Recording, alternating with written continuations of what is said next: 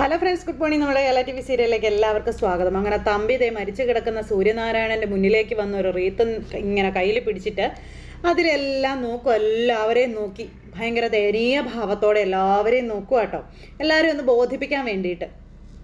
അച്ഛൻ്റെ നിപ്പും മട്ടും മാതിരിയൊക്കെ കണ്ടപ്പോൾ മകൾക്കൊരു ടെൻഷൻ. അപർണയ്ക്ക് എന്താണ് ഒപ്പിക്കാൻ പോകുന്നതെന്ന്. വേഗം തന്നെ മകൾ അച്ഛൻ്റെ അടുത്തേക്ക് ചെന്നു. അങ്ങനെ എല്ലാവരെയും ദയനീയമായ രീതിയിൽ നിൽക്കുന്ന ഈ സമയത്ത്, എടാ സൂര്യനാരായണ, നിന്റെ നെഞ്ചത്തൊരു റീത്ത് വെച്ച് തരണമെന്ന് എത്ര കാലമായിട്ട് ഞാൻ ആഗ്രഹിക്കുന്നതാണെന്ന് അറിയാൻ പോടാ എന്ന് മനസ്സിൽ ചിരിച്ചുകൊണ്ട് തമ്പി പറയും. എന്നിട്ട് തമ്പി ഈ റീത്ത് അച്ഛൻ്റെ നെഞ്ചിലേക്ക് വെച്ചു. എന്നിട്ട് അഭിയെയും ജാനകിയെയും ഇവനൊരു നോട്ടം നോക്കി. നമ്മുടെ ജാനകിക്കും അച്ഛനും അഭിക്കും സഹിക്കാൻ കഴിയുന്നില്ല അച്ഛൻ്റെ നെഞ്ചത്തെ ഇവൻ റീത്ത് വെച്ചിട്ടുള്ള ഇവൻ്റെ ചിരി. പക്ഷെ അവർക്ക് പ്രതികരിക്കാൻ കഴിയില്ലല്ലോ. അവരിങ്ങനെ കടിച്ച് പിടിച്ചവിടെ ഇരിക്കുക. അപർണ ഇതൊക്കെ കണ്ട് അങ്ങനെ ആസ്വദിച്ച് അങ്ങനെ നിൽക്കുക കേട്ടോ. ജാനകിയും അമൃതയും അപ്പുറവും ഇപ്പുറവും ഇരുന്ന് കരയുന്നുണ്ട്. ആ സമയത്ത് പ്രഭാവതി ആ ശരീരത്തിന് മുന്നിൽ ഇരിക്കാൻ പോലുള്ള മനസ്സ് കാണിക്കുന്നില്ല. മുറി പോയി അവിടെ ഇരിക്കുവാണ്. ഈ സമയത്ത് നമ്മുടെ തമ്പിയുടെ ഭാര്യയും വന്ന് ആ ബോഡിയുടെ തൊട്ടരികിലിരുന്നു. ഈ സമയത്ത് നമ്മുടെ അഭിയാണെന്നുണ്ടെങ്കിൽ വന്നിട്ട് എന്ത് ചെയ്തെന്നറിയാമോ, അവൻ വെച്ച ആ റീത്തുണ്ടല്ലോ, ആ റീത്ത് അവിടെ നിന്ന് അങ്ങ് എടുത്തു മാറ്റുവാണ്. നമ്മുടെ അഭി അത് ചെയ്തില്ലെങ്കിൽ അവനൊരു മകനാണെന്ന് പറയാൻ യാതൊരു ഇതും ഇല്ലല്ലോ. അപ്പോൾ അഭി അത് ചെയ്തത് അപർണയ്ക്ക് ദഹിച്ചില്ല. അപർണ ഒരു തുറിച്ചുനോട്ടം അങ്ങ് നോക്കി നമ്മുടെ അഭിയെ.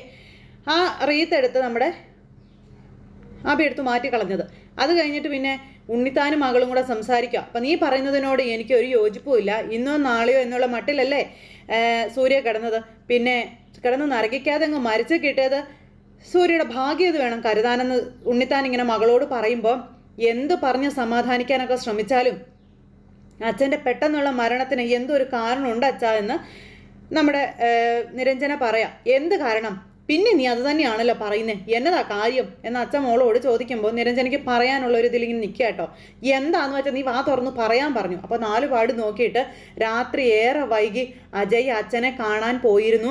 അജയ് എന്തോ നേടിയ മട്ടിൽ തിരികെ വരുന്നത് ഞാൻ കണ്ടതാണെന്നും എനിക്കെന്തോ സംശയം തോന്നിയിരുന്നു എന്നൊക്കെ നിരഞ്ജന പറഞ്ഞു. എന്ത് സംശയമാണെന്ന് ചോദിച്ചു.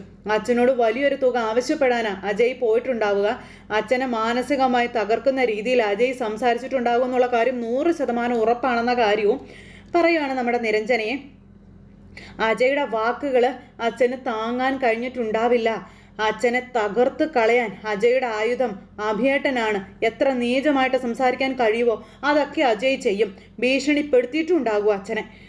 അജയ്ക്ക് വേണ്ടത് പണമാണ്, പണം മാത്രം. അതിനു വേണ്ടി ഏതറ്റം വരെയും അവൻ പോകുമെന്നും നിരഞ്ജന ഇങ്ങനെ ഉണ്ണിത്താനോട് പറഞ്ഞു. ഉണ്ണിത്താൻ ഇതൊക്കെ കേട്ട് ഇങ്ങനെ അന്തം വിട്ട് ഇങ്ങനെ നിൽക്കുക കേട്ടോ. മകൾ പറയുന്നതിലുള്ള സത്യം ഉണ്ടോയെന്നറിയാം. എനിക്ക് ഒരു സംശയമില്ല, ഹൃദയം തകർന്ന് തന്നെ അച്ഛൻ മരിച്ചത്. അത് 100% ഉറപ്പുള്ള കാര്യമാണെന്ന് പറഞ്ഞ് നിരഞ്ജന കരഞ്ഞുകൊണ്ട് ഇങ്ങനെ പറയുക ഉണ്ണിത്താനോട്. അച്ഛൻ മരിച്ചതിൻ്റെ ഷോക്ക് അജയുടെ മുഖത്തും ഉണ്ട് അച്ഛാ. അപ്പം നീ മിണ്ടാതിരിക്കുക. ഈ പറഞ്ഞത് ഇവിടെയുള്ള മറ്റാരോട് നീ കയറി പറയാൻ നിന്നേക്കരുത്. ഇന്നലെ അർദ്ധരാത്രി അജയ് സൂര്യനാരായണനെ കാണാൻ പോയിട്ടുമില്ല. നീ ആ വിവരം അറിഞ്ഞിട്ടില്ല. പറഞ്ഞത് മനസ്സിലായോ എന്നും ചോദിച്ചുകൊണ്ട് ഇങ്ങനെ ഉണ്ണിത്താൻ മകളോട് താക്കീത് ചെയ്യുക. മരിക്കാൻ കിടന്ന ഒരു മനുഷ്യനെ മകൻ കൊന്നുന്ന നാട്ടുകാരെ കൊണ്ട് നീ പറയിപ്പിക്കരുത്. അതിൻ്റെ പ്രത്യാഘാതം എത്ര വലുതാണെന്ന് നീ ആലോചിച്ച് നോക്കാനായിട്ട് ഉണ്ണിത്താൻ നിരഞ്ജനോട് പറഞ്ഞു കൊടുക്കുന്നു. അപ്പോൾ അതൊക്കെ എനിക്ക് നന്നായിട്ട് അറിയാം, ആര് പറഞ്ഞില്ലെങ്കിലും. അതുകൊണ്ടാണ് അച്ഛനോട് മാത്രം ഞാനിത് പറഞ്ഞു പോയതെന്നുള്ള കാര്യം പറയുമ്പോൾ മോളങ്ങോട്ടേക്ക് ചെല്ല്, അച്ഛൻ വന്നേക്കാം എന്നും പറഞ്ഞ് ഉണ്ണിത്താൻ മകളെ പറഞ്ഞു വിട്ടിട്ട് ഉണ്ണിത്താൻ നിന്നിങ്ങനെ ആലോചിക്കുക. അത് കഴിഞ്ഞ് പിന്നെ നമ്മുടെ അജയ് ആണെങ്കിൽ സക്കീർ ഹുസൈൻ വക്കീലുമായിട്ട് സംസാരിക്കാം. അച്ഛൻ തന്ന വാക്ക് പാലിക്കാതെ പോയെന്ന് പറഞ്ഞു. വക്കീലിന് എന്താ ഒന്നും പറയാനില്ലേ എന്ന് ചോദിച്ചുകൊണ്ട് അച്ഛൻ മരിച്ചു കിടക്കുമ്പോൾ പോലും ഈ രീതിയിലുള്ള ഒരു വർത്തമാനമാണ് ഇയാൾ. അപ്പോൾ ഒത്തുകളിക്ക് കൂട്ടുനിന്ന ആളല്ലേ നിങ്ങൾ എന്ന് ചോദിച്ചപ്പം ഇങ്ങനെ നിന്ന് മനുഷ്യരെ പരിഹസിക്കരുത് അജയ്. ആ കിടക്കുന്ന നിന്റെ അച്ഛനല്ലേ, ആ മരിച്ചു കിടക്കുന്ന മനുഷ്യന് ഇത്തിരി വകതിരിവ് കാണിച്ചുകൂടെ നിനക്ക് എന്നൊക്കെ ചോദിക്കുമ്പോൾ ഈ സമയത്ത് തന്നെ എനിക്ക് നിങ്ങളുടെ മുഖത്ത് നോക്കി പറയാം സക്കീർ വക്കീലെ, അത് കേൾക്കാൻ ബാധ്യസ്ഥനാണോ നിങ്ങൾ കേട്ടേ തീരൂ എന്ന് പറഞ്ഞ് അജയ് കിടന്ന് ഉറഞ്ഞു തുള്ളുമ്പം എന്നോട് രോക്ഷം കാണിച്ചത് കൊണ്ട് നിങ്ങൾക്ക് എന്താ കാര്യമുള്ളത്? ഒരു വക്കീലെന്ന നിലയിൽ ഞാൻ എൻ്റെ ജോലി ചെയ്തു. ഒരു വക്കീലിൻ്റെ വില മാത്രമാണോ നിങ്ങൾക്ക് ആ മനുഷ്യൻ തന്നിരുന്നത് എന്ന് ഈ അജയ് അന്നേരം വക്കീലിനോട് ചോദിക്കാം. എന്തിനായിരുന്നു വിൽപത്രം എന്നുള്ള പ്രഹസനം? സ്വത്ത് ഷെയർ ചെയ്ത് തന്നാൽ പോരായിരുന്നോ? അതല്ലേ ഞാനും എൻ്റെ അമ്മയും ആവശ്യപ്പെട്ടത്. അപ്പോൾ അതിബുദ്ധി കാണിച്ച് ഒരു മുഴം അങ്ങ് നീട്ടി അങ്ങ് എറിഞ്ഞു. ഇതപ്പം നിരഞ്ജന കേട്ടോണ്ട് പോരും ഇവൻ്റെ ആർത്തി കൊണ്ടിട്ടുള്ള സംസാരം. ഇതിപ്പോൾ ഷെയറൊക്കെ കയ്യിൽ വന്നില്ലേ, പിന്നെന്തിനാ കഴിഞ്ഞു പോയതിനെ പറ്റിയൊക്കെ ഇങ്ങനെ പറയുന്നതെന്ന് വിട്ടേക്കാനും പറഞ്ഞു നമ്മുടെ വക്കീൽ. വിൽപ്പത്രം ഇനി അസാധുവായി കിട്ടാൻ എന്തൊക്കെ കാര്യങ്ങൾ നടക്കണം? പിന്നെ എൻ്റെ കാര്യങ്ങൾ അതുവരെ നീട്ടിവെക്കാൻ പറ്റുമോ എനിക്ക്? എത്ര നാൾ ഇനിയും ഞാൻ കാത്തിരിക്കണമെന്നൊക്കെ പറഞ്ഞ് ഇവനിങ്ങനെ പറയണു. വീണ്ടും കുരുക്കിലായിന്ന് തന്നെ വേണം ഞാൻ പറയാൻ. ചിലരുടെ ദുഃഖാചരണമൊക്കെ എത്ര കാലം നീണ്ടു പോകുമെന്ന് കണ്ടറിയാൻ ഇരിക്കുന്നതേ ഉള്ളൂ. ഷെയർ ചെയ്ത് തന്നെങ്കിൽ എനിക്ക് അതും വാങ്ങിയ പാട്ടിന് പോകാമായിരുന്നു. എനിക്ക് ഇവിടുന്ന് എങ്ങനെയെങ്കിലും ഒന്ന് രക്ഷപ്പെട്ട് പോയാൽ മതിയെന്നും പറഞ്ഞുകൊണ്ട് അജയ് കിടന്ന് ഇങ്ങനെ കാണിച്ചു കൂട്ടുന്നതൊക്കെ കണ്ട് തലയ്ക്ക് കൈ കൊടുത്ത് നിൽക്കുക നിരഞ്ജന. ഇതുപോലൊരു ദുഷ്ടൻ്റെ കൂടെയാണല്ലോ വന്നതെന്ന് ഓർത്ത്. കുറേ കാലം കൂടി ജീവിക്കാം എന്നുള്ളൊരു വ്യാമോഹത്തിലാണ് വിൽപ്പത്രം എഴുതിയത്. ഒരേ കിടപ്പെന്ന് കാണിച്ചതൊക്കെ തട്ടിപ്പായിരുന്നു, വെറും അഭിനയമായിരുന്നു എന്നൊക്കെ പറയുമ്പം മരിച്ച ആളെ പറ്റിയുള്ള അജയുടെ അപവാദം പറച്ചിലൊന്ന് നിർത്താവോ എന്ന് ചോദിച്ചു. അപ്പോഴും നിരഞ്ജൻ ഇതൊക്കെ കേട്ടോണ്ട് തന്നെ അവിടെ നിൽപ്പുണ്ട്. സൂര്യ സാറിന് അഭിനയിക്കേണ്ട എന്ത് കാര്യമാണ് ഉള്ളത്? ആരെങ്കിലും എന്തെങ്കിലും പറയുന്നത് കേട്ട് അജയ് അത് വിശ്വസിക്കാൻ നിൽക്കരുത് എന്ന് വക്കീൽ പറഞ്ഞു കൊടുക്കണം. അങ്ങനെ ഒരു കഥ പ്രചരിപ്പിച്ചത് തമ്പിയാണെന്ന കാര്യം പറഞ്ഞ് അയാൾ കരുതിക്കൂട്ടി പറഞ്ഞുണ്ടാക്കിയ കഥയാ സൂര്യ സാർ അയാളെ തല്ലാൻ പോയെന്നുള്ളത്. അപർണ പോലും തള്ളി പറഞ്ഞ കാര്യങ്ങളാ അതെന്നൊക്കെ പറയുമ്പോഴും അജയ്ക്ക് കലിപ്പ് കയറി. അജയ് ഇങ്ങനെ തുറച്ചു നോക്കിക്കൊണ്ട് നിൽക്കുക. നിങ്ങളും എൻ്റെ മുന്നിൽ അഭിനയിക്കുകയാണെന്ന് എനിക്കറിയാം വക്കീലെ. ഇഷ്ടക്കേടുണ്ടെന്ന് വെച്ച് ഇങ്ങനെ ഒന്നും പറയരുത് അജയ്. അത് അജയുടെ വില കളയത്തേ ഉള്ളൂ എന്നും പറഞ്ഞുകൊണ്ട് ഇങ്ങനെ പറയുന്നു. ശരീരം തളർന്നു കിടക്കുന്ന മനുഷ്യൻ എഴുന്നേറ്റ് നടക്കാറുണ്ടെന്ന് പോലും കഷ്ടം തന്നെ എന്നൊക്കെ ഇദ്ദേഹം ഇങ്ങനെ പറയുമ്പോൾ അജയ് ഇങ്ങനെ നിന്ന് കുണുങ്ങും കേട്ടോ. കാരണം ആ വീഡിയോ അയാളുടെ കയ്യിലുണ്ടല്ലോ. അത് എടുത്തതും ഒക്കെ ഇവന് ആ നിമിഷം അവിടെ നിന്ന് ഇങ്ങനെ ആലോചിക്കുക. എന്നിട്ട് ഇവനൊരു ചിരിയൊക്കെ ചിരിച്ചിങ്ങനെ നിൽക്കുക കേട്ടോ വക്കീലിൻ്റെ അടുത്ത്. വക്കീലാണെങ്കിൽ ഇവന് പിടി കൊടുക്കാതെ നിൽക്കുവാണ്. എന്തായാലും അച്ഛൻ്റെ ഭാഗത്തുനിന്ന് നീ കിട്ടിയ തിരിച്ചടി അത് ഞാൻ ഒരിക്കലും പ്രതീക്ഷിച്ചിരുന്നില്ല. എൻ്റെ പ്രതീക്ഷകളാണ് ഒരു രാത്രി കൊണ്ട് തകർന്നടിഞ്ഞു പോയത്. ഇവനിത് പറയാനും എന്തോ കാരണമുണ്ടല്ലോ എന്ന് നമ്മുടെ വക്കീൽ അന്നേരം ചിന്തിക്കുക കേട്ടോ. അവൻ്റെ കുഴി അവൻ തന്നെ തോണ്ടിയെന്ന് തന്നെ പറയാമല്ലോ. അവൻ ഇങ്ങനെ പറയുന്നതിനെപ്പറ്റി നമ്മുടെ വക്കീൽ ആലോചിക്കുമ്പോൾ സൂര്യ സാറ് അജയ്ക്ക് എന്തെങ്കിലും വാക്ക് തന്നിട്ടുണ്ടോ എന്ന് ചോദിച്ചപ്പോൾ വാക്ക് അത് എനിക്കും കൊടുക്കാവുന്നതേ ഉള്ളല്ലോ. അതും പറഞ്ഞിട്ട് ഇവൻ അങ്ങോട്ടേക്ക് പോയി.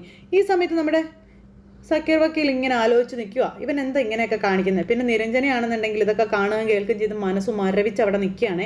ഇത് കഴിഞ്ഞതിന് ശേഷം പിന്നെ കാണിക്കുന്ന അഭി ഇങ്ങനെ അവിടെ നിന്ന് അച്ഛൻ പറഞ്ഞ കാര്യങ്ങളെ പറ്റിയൊക്കെ ആലോചിച്ചുകൊണ്ട് നിൽക്കുക. അച്ഛൻ ആദ്യമായി തൻ്റെ മുന്നിൽ എഴുന്നേറ്റ് നിന്നതും എല്ലാം ഇങ്ങനെ അഭി ആലോചിച്ച് നിൽക്കുക. അപ്പോഴാണ് നമ്മുടെ വക്കീൽ അങ്ങോട്ടേക്ക് വരുന്നത്. അഭി മോനെ എന്നും പറഞ്ഞു വിളിച്ച്. അഭിയുടെ കയ്യിൽ നിന്ന് പോയല്ല, ഭയങ്കര കരച്ചില അഭി. അപ്പോൾ വക്കീൽ വന്നിങ്ങനെ അടുത്ത് നിൽക്കുന്ന സമയത്ത് എൻ്റെ ദൈവം പോയില്ലേ സക്കീർ ഭായി എന്ന് അഭി ചോദിക്കാം. ഞാൻ അനാഥനായി പോയില്ലേ എന്ന് ചോദിക്കണം. പിടിച്ചു നിൽക്കാൻ കഴിയുന്നില്ല എനിക്കെന്നും പറഞ്ഞുകൊണ്ട് വിങ്ങി പൊട്ടി കരയുന്ന അഭിയെ കണ്ടപ്പോൾ വക്കീലിനും അത് പിടിച്ചു നിർത്താൻ പറ്റിയില്ല, സങ്കടം. അഭിയോട് എൻ്റെ വേദന ഞാൻ എങ്ങനെ പറയാനാണെന്ന് വക്കീൽ അന്നേരം ചോദിക്കാം. നിയമവിരുദ്ധവും എടുത്ത് സന്നദ്ധ പ്രവർത്തനവുമായി നടക്കുന്ന സമയത്താണ് സൂര്യ സാറിനെ ഞാൻ ആദ്യമായിട്ട് കാണുന്നതെന്നും 10-25 വർഷം മുൻപ് അന്ന് അദ്ദേഹം എൻ്റെ മനസ്സിൽ സൂര്യനായി ഉദിച്ചതാണെന്നുള്ള കാര്യം വക്കീൽ പറയുകയാണ്. ഒരു കൂടപ്പിറപ്പായിട്ടാണ് അദ്ദേഹം എന്നെ അന്ന് കണ്ടതെന്നൊക്കെ പറഞ്ഞ് വക്കീൽ ഭയങ്കര കരച്ചിലാട്ടോ. കമ്പനി കേസുകൾ വാദിക്കുന്ന ഒരു വക്കീലായി അദ്ദേഹം എന്നെ പരിഗണിക്കാത്തതേ എന്നെ ഒരു ശമ്പളക്കാരനാക്കി കാണാൻ ഇഷ്ടപ്പെടാത്തത് കൊണ്ടാണെന്ന കാര്യം വക്കീൽ പറയുവാണ്. ഞാനും അതൊരിക്കലും ആഗ്രഹിച്ചിരുന്നില്ല എന്നും പറഞ്ഞ് ഒരു നിഴൽ പോലെയല്ലേ എന്നെ കൂടെ അദ്ദേഹം നിർത്തിയതെന്നൊക്കെ സക്കീർ വക്കീൽ ഇങ്ങനെ പറയുക നമ്മുടെ അഭിയോട്.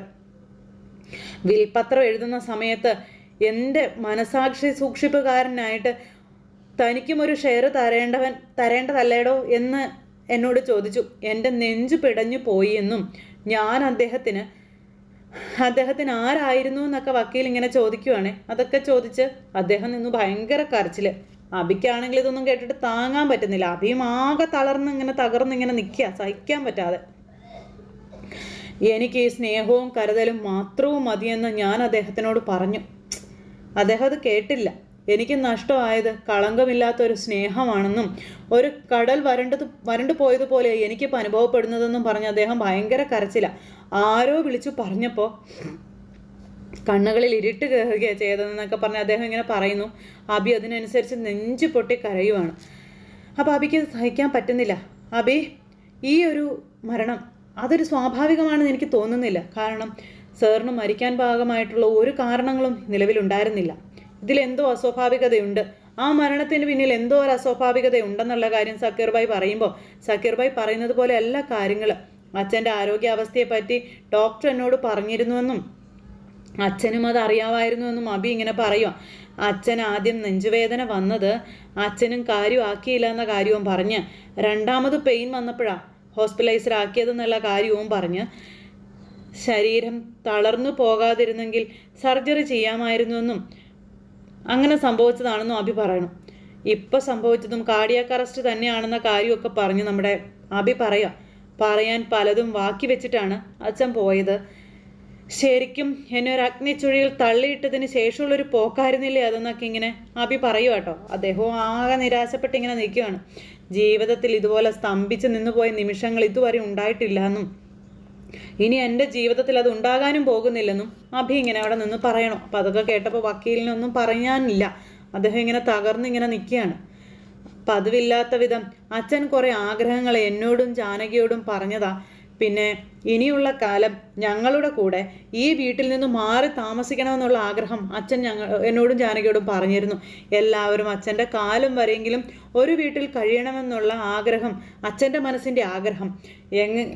മനസ്സിൽ എങ്ങനെ ആഗ്രഹം ഉണ്ടായതെന്ന് എനിക്കറിയില്ല എന്നൊക്കെ ഇങ്ങനെ പറയുമ്പോൾ സൂര്യ സാറിന് പൂർണ്ണമായും മനസ്സിലാക്കാൻ ആർക്കും കഴിഞ്ഞിട്ടില്ല എന്ന് സക്കീർ വക്കീൽ അന്നേരം പറയുക. മനസ്സിൽ സൂക്ഷിച്ച രഹസ്യങ്ങളും ആഗ്രഹങ്ങളുമായിട്ട് അച്ഛൻ പോയെന്നും അനാഥനെ പോലെ ഇരുട്ടിൽ തപ്പാൻ ഞാനേ ഉള്ളൂ എന്നും അഭി ഇങ്ങനെ പറയുമോ. സ്നേഹം കൊണ്ട് അച്ഛൻ എനിക്ക് തന്ന വേദനയാണിതെന്നും പറഞ്ഞുകൊണ്ട് ഇങ്ങനെ തൻ്റെ സങ്കടങ്ങളെല്ലാം ഇറക്കി വെക്കാനായിട്ട് അഭി ശ്രമിക്കുമ്പോൾ നമ്മുടെ വക്കീലിനെ സമാധാനിപ്പിക്കാൻ വാക്കുകളില്ലാതെ ഇങ്ങനെ നിൽക്കുകയാണ്. എന്തായാലും അഭി തൻ്റെ ഉള്ളിലുള്ള കാര്യങ്ങളെല്ലാം വക്കീലിനോട് ഇങ്ങനെ പറഞ്ഞു. അതിനുശേഷം തൻ്റെ തീരുമാനങ്ങളെ പറ്റിയും നമ്മുടെ അഭി വക്കീലിനോട് പറയുവാണ്. ഈ ഒരു സമയത്ത് അകത്ത് ഓരോരുത്തരായിട്ട് വന്നിട്ട് അച്ഛൻ്റെ ദേഹത്ത് റീത്ത് വെക്കുന്നു.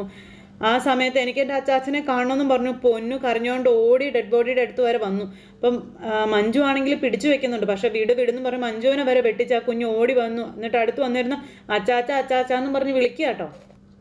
അപ്പോൾ എൻ്റെ അച്ചാച്ചൻ കണ്ണു തുറക്കും എന്നും പറഞ്ഞുകൊണ്ട് പൊന്നു ഭയങ്കര കരച്ചിൽ. ജാനകിയാണെങ്കിലോ കൊച്ചിനെ പിടിച്ച് മടിയിലേക്ക് ഇരുത്തി അതിനെ കെട്ടിപ്പിടിച്ചിരുത്തി കരയും. എൻ്റെ മോള് കരയില്ലേ എന്ന് പറഞ്ഞു. കുഞ്ഞാണെ ഭയങ്കര കരച്ചിൽ. ഇതൊന്നും കണ്ടിട്ടും അപർണയ്ക്ക് ഒരു കൂസലും ഇല്ല. പിന്നെ കുറച്ച് കഴിഞ്ഞപ്പോൾ ആണെന്നുണ്ടെങ്കിൽ അതേ തമ്പിയും അജയും അതുപോലെ തന്നെ ഈ ഉണ്ണിത്താനും കൂടി അവിടെ നിന്ന് സംസാരിക്കാം. എന്തായാലും ചെയ്യാനുള്ളതൊക്കെ ചെയ്തിട്ടാ സൂര്യ പോയതെന്നും പറഞ്ഞ്. അപ്പോൾ വക്കീൽ എന്താ ഉദ്ദേശിച്ചതെന്ന് എനിക്ക് മനസ്സിലായില്ല എന്ന് തമ്പി. രാത്രി പുറത്തിറങ്ങി എനിക്കും തനിക്കും ഇരുട്ടടി തന്നോ അതാണോ എന്ന് ചോദിച്ചപ്പോൾ ഈ അജയ് ഇങ്ങനെ നിന്ന് ആലോചിക്കും കേട്ടോ. എൻ്റെ പൊന്ന് തമ്പി ഇനിയെങ്കിലും നിങ്ങളതൊന്ന് നിർത്താൻ പറഞ്ഞു. അപ്പോൾ സാറിന് നേരെയും ആക്രമണം ഉണ്ടായോ എന്ന് അജയ് ചോദിക്കുമ്പോൾ ഉണ്ടായോന്നോ നീ ഇതൊന്നും അപ്പം അറിഞ്ഞില്ലേ? എനിക്ക് കിട്ടിയതിൻ്റെ സെയിം പിച്ച് നിൻ്റെ അമ്മായച്ചനും കിട്ടിയിട്ടുണ്ടായിരുന്നു എന്നും പറഞ്ഞുകൊണ്ട് ഇങ്ങനെ പറയുമ്പോൾ എന്ന് പറഞ്ഞ അജയ് ഇങ്ങനെ തലയാട്ടോ. എന്നെ ആക്രമിച്ചത് ഏത് ടീമാണെന്ന് എനിക്ക് ചില സൂചനകളൊക്കെ കിട്ടിയിട്ടുണ്ടെന്നുള്ള കാര്യങ്ങൾ നമ്മുടെ ഉണ്ണിത്താൻ അന്നേരം പറഞ്ഞു. അജയ് അന്നേരം ഇങ്ങനെ നിൽക്കുക. അപ്പോൾ ഏതോ നിരപരാധിക്കിട്ട് പണി കിട്ടിയെന്ന് തോന്നുന്നു തമ്പി. അല്ല നിങ്ങളത് ഉദ്ദേശിച്ചത് തമ്പി എന്നിട്ട് ചോദിച്ചു കേട്ടോ. വിൽപത്രത്തിൻ്റെ കാര്യമാണ് ഞാൻ പറഞ്ഞത്. ഇനിയിപ്പോൾ ആർക്കും സൂര്യയുടെ സ്വത്തിൻ്റെ കാര്യത്തിൽ തർക്കമൊന്നുമില്ലല്ലോ. കിട്ടിയതും കൈക്കലാക്കി മക്കൾക്കങ്ങ് പിരിയാവല്ലോ. അങ്ങനെ നല്ലൊരു കാര്യം മരിക്കുന്നതിന് മുന്നേ ചെയ്തു എന്ന് ഉണ്ണിത്താൻ പറയുമ്പോൾ അജയ് ഇങ്ങനെ നോക്കി ഇങ്ങനെ നിൽക്കുക. അപ്പോഴേക്കും നമ്മുടെ അഭി അങ്ങോട്ടേക്ക് വന്നു സക്കീർ ഹുസൈനെയും കൂട്ടിക്കൊണ്ട്. അഭി ഇനി പ്രത്യേകിച്ച് ആരെങ്കിലും വരാനുണ്ടോ? ശരൺ സിംഗപ്പൂരിൽ നിന്ന് എപ്പോൾ എത്തും? പുറപ്പെട്ടായിരുന്നോ? അപ്പോൾ ശരണിന് എത്തിച്ചേരാനൊന്നും ആവില്ല. എന്നെ വിളിച്ചായിരുന്നു എന്നുള്ള കാര്യങ്ങൾ അഭി പറയാം. വീട്ടിൽ വെച്ചുണ്ടായ മരണമാണ്. മരണസമയത്ത് ആരും കൂടെ ഉണ്ടായിരുന്നില്ല. ആ നിലയ്ക്ക് നമ്മുടെ സക്കീർ ഹുസൈൻ ഇങ്ങനെ പറയുമ്പോൾ അജയ് ഇങ്ങനെ നോക്കുക തനിക്ക് പിടി വീഴുമോ എന്നുള്ളത്. അപ്പം ഇവൻ്റെ നോട്ടമൊക്കെ നമ്മുടെ വക്കീൽ ശ്രദ്ധിക്കുന്നുണ്ട് അജയുടെ. അപ്പം ഏത് നിലയ്ക്ക് വക്കീലിൻ്റെ മുടി കിളിർക്കാത്ത തലമണ്ടയിൽ ഉദിച്ചത് എന്താണെന്നൊന്ന് പറഞ്ഞാട്ടെ എന്ന് തമ്പി ഇങ്ങനെ സക്കീർ ഹുസൈനെ കളിയാക്കുക.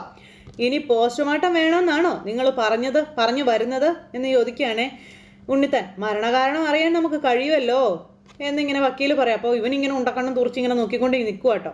അപ്പോൾ ഞാൻ ഒന്നിനും എതിരല്ല. എന്തു വേണമെന്ന് നിങ്ങൾ തന്നെ തീരുമാനിച്ചോളാൻ അഭി ഇങ്ങനെ പറഞ്ഞു. ഈ സമയത്ത് ഇവന്മാർ ഇങ്ങനെ അങ്ങോട്ടും ഇങ്ങോട്ടും നോക്കുക. ഉണ്ണിത്താൻ സമ്മതിക്കില്ല. ഡോക്ടർ കൈയൊഴിഞ്ഞ് ജീവച്ഛവം പോലെ വീട്ടിൽ കൊണ്ടു കിടത്തിയ ശരീരം കീറി മുറിക്കാനോ അതിനേക്കാളും വലിയ അനാദരവ് വേറെ എന്തുണ്ട് എന്ന് അജയ് ചോദിക്കാം. സക്കീർ ബായ്ക്ക് ഇത് എങ്ങനെ പറയാൻ തോന്നി? അപ്പോൾ സൂര്യയുടെ വക്കീൽ അങ്ങനെ ഒരു അഭിപ്രായം ഉണ്ടെങ്കിൽ അത് തടയേണ്ടെന്നാണ് എൻ്റെ ഒരു നിലപാട് എന്ന് തമ്പി അന്നേരം പറഞ്ഞു. കൂടെ കിടക്കുന്നവനല്ലേ രാപ്പനി അറിയൂ എന്ന് വക്കീലിന് നോക്കി തമ്പിയുടെ ഒരു ഡയലോഗ്. അജയ് പറഞ്ഞതുപോലെ കീറി മുറിക്കാമെന്നുള്ളതല്ലാതെ ഇതുകൊണ്ട് ഒരു നേട്ടം ഉണ്ടാകാൻ പോകുന്നില്ല. വീട്ടിൽ കിടന്ന് മരിക്കാൻ ഹോസ്പിറ്റലിൽ നിന്ന് പറഞ്ഞുവിട്ട രോഗിയുടെ ബോഡിയായിട്ട് പോകുന്നത് ക്രൂരതയാണെന്നുള്ള കാര്യവും ഉണ്ണിത്താൻ അന്നേരം പറഞ്ഞു. ഇവനിങ്ങനെ എന്നും പറഞ്ഞ് നിൽക്കുക. അച്ഛന് സംഭവിച്ചത് ഹൃദയസ്തംഭനമാണ്, അതിലെനിക്ക് യാതൊരു സംശയമില്ല എന്ന് അഭി അന്നേരം പറയുന്നു. ഇവൻ നിന്ന് ചിരിക്കുന്നു. ഈ അജയ്, ആർക്ക് വേണമെങ്കിലും ട്രീറ്റ്മെൻറ്റിൻ്റെ സമ്മറി നോക്കാം. 2 അറ്റാക്ക് കഴിഞ്ഞതാ. രാത്രി അച്ഛൻ്റെ മുറിയിൽ ആരും നിൽക്കുന്നത് അച്ഛന് ഇഷ്ടമുള്ള കാര്യമല്ല എന്ന് പറഞ്ഞപ്പം, അതെ, ഇത്തരം സംസാരങ്ങൾ പുറത്തു പോകാതിരിക്കുന്നതെന്നാണ് നല്ലത്. എല്ലാവരും വന്ന് കണ്ടെങ്കിൽ സംസ്കാരത്തിനുള്ള പരിപാടികൾ തുടങ്ങാം എന്നും പറഞ്ഞുകൊണ്ട് ഉണ്ണിത്താൻ അവിടെ നിന്ന് പോവാം, മരുമകനെ രക്ഷിക്കാൻ വേണ്ടിയിട്ട്. അബി അവിടെ നിന്ന് അങ്ങ് പോയി, അജയും പോയി. പിന്നെ തമ്പിയും സക്കീർ ഹുസൈൻ വക്കീലും കൂടെ അവിടെ നിൽക്കുവാണേ. സക്കീർ ഭായി, പൊട്ടിച്ചത് ഉണ്ടയില്ലാത്ത വെടിയല്ലെന്ന് എനിക്കറിയാം. ശരിക്കും ലോഡ് ചെയ്ത് തന്നെയാണ് നിങ്ങൾ വെടി പൊട്ടിച്ചതല്ലേ എന്ന് തമ്പി ഇങ്ങനെ വക്കീലിനോട് കളിയാക്കി പറയുമ്പോൾ, മരണകാരണം അറിയണമെന്നേ ഞാൻ ഉദ്ദേശിച്ചുള്ളൂ. തമ്പി, അതിന് വല്ല അലങ്കാരപ്പണിയൊന്നും ചെയ്യാൻ നിൽക്കണ്ട, കേട്ടല്ലോ എന്നും പറഞ്ഞുകൊണ്ട് നമ്മുടെ വക്കീലും അവിടുന്ന് പോയി.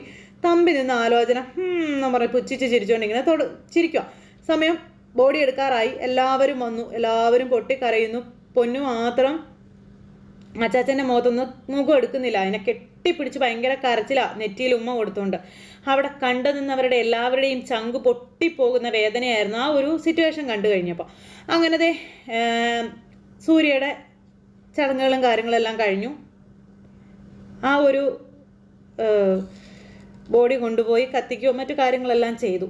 അങ്ങനെ ഇതെല്ലാം കഴിഞ്ഞ് അഭി ഇങ്ങനെ അച്ഛൻ്റെ പട്ടടയിലേക്ക് നോക്കി ഇങ്ങനെ നിൽക്കുന്നിടത്താണ് ഇന്നത്തെ നമ്മുടെ കഥ അവസാനിച്ചിരിക്കുന്നത്. അപ്പോൾ എല്ലാവരും കാത്തിരുന്ന് കാണണോട്ടെ. എല്ലാവർക്കും നല്ലൊരു ദിവസം ആശംസിക്കുകയാണേ. എല്ലാവരുടെയും സപ്പോർട്ടിനും സ്നേഹത്തിനും ഒരുപാട് നന്ദി അറിയിക്കുന്നു. സൂപ്പർ ഹിറ്റ് കഥകളുമായി കാണുന്നത് വരെ എല്ലാവർക്കും നന്ദി.